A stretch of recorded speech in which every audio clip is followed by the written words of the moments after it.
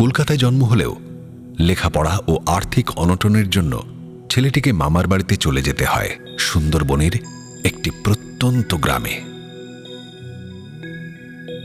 মা বাবাকে ছেড়ে একটি শিশুর সময় কাটে একা একা,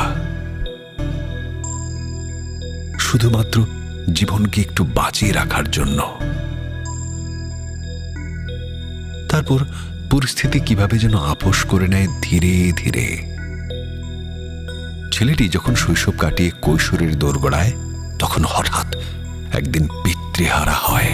কালো পাখি গেল জুড়ে, কালো পাখি গেল জুড়ে,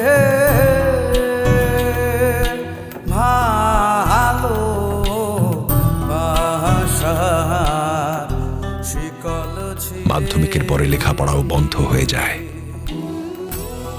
জীবন চালানোর জন্য শুরু হলো মাছের ভেরিতে কাজ করা।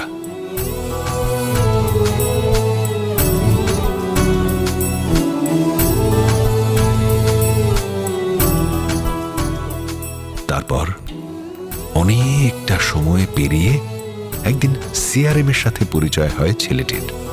ছেলেটির নাম শুভ।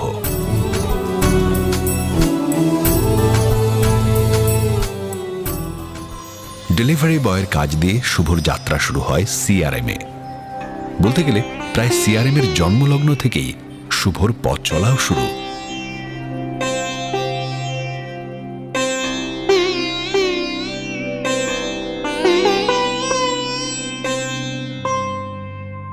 শুভ পাহাড় দেখতে বড় ভালোবাসে, ভালোবাসে মেঘ আর কুয়াশায় মিশে যেতে।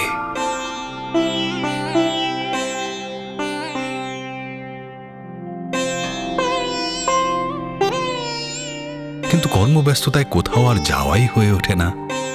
সারাদিন কাজের মধ্যেই থাকতে থাকতে ও মানুষ চোখেই পাহাড় দেখে বারবার।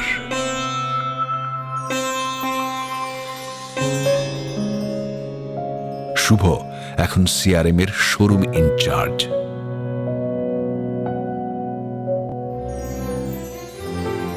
জীবনে অনেক সাফল্য এসেছে ওর কঠিন পরিশ্রমের ফলস্বরূপ।